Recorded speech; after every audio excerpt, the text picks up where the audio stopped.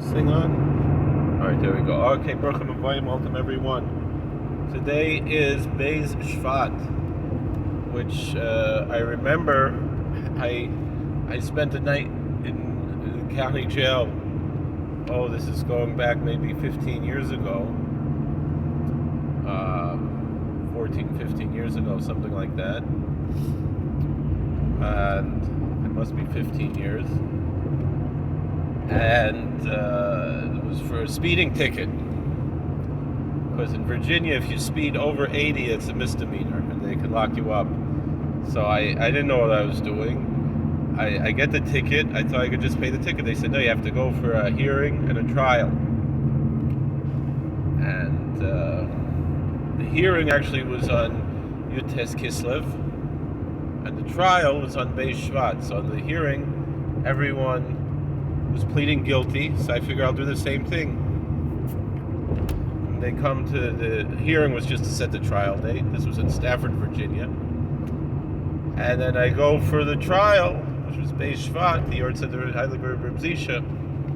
And the stupidest thing I did was I took my daughter with me, because I thought they'd have Rachmanis on me, because I took my baby daughter with me.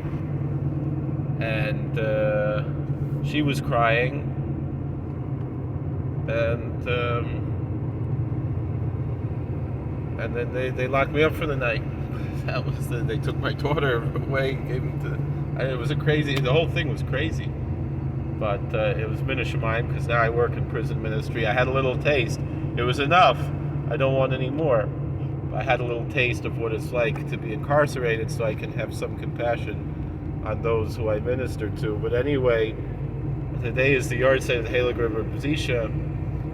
So there's a story that the Rebbe Reb Zushya spent the night in maybe more than a night. They spent quite a bit of time, a few days maybe. I don't know exactly how long they were there, but they were in a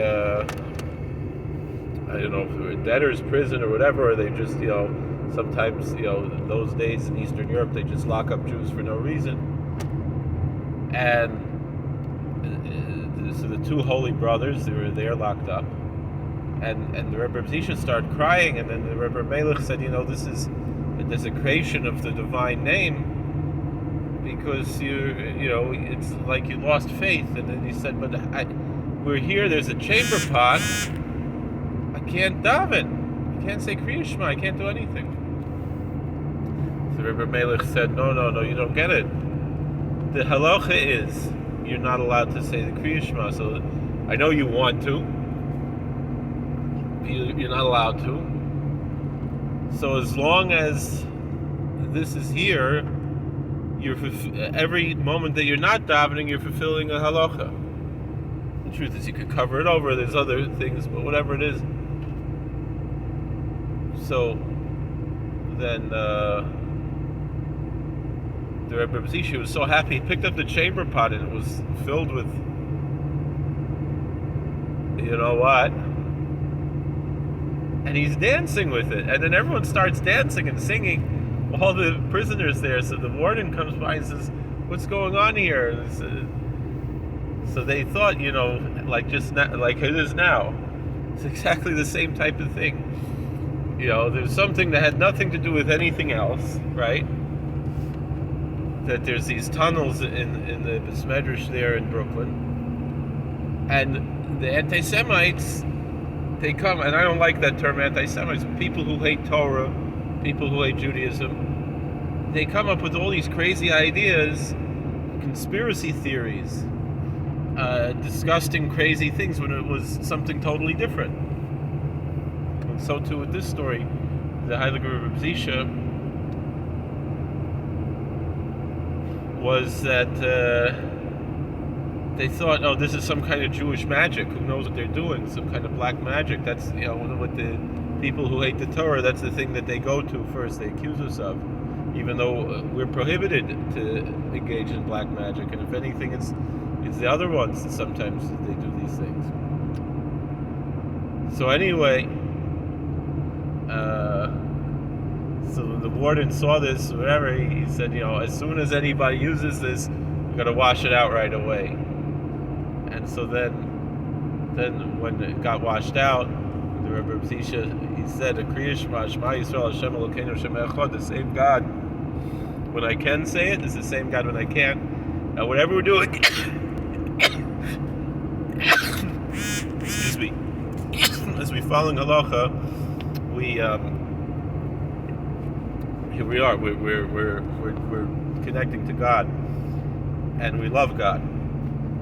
I'll tell you a story. I remember my Rosh Yeshiva.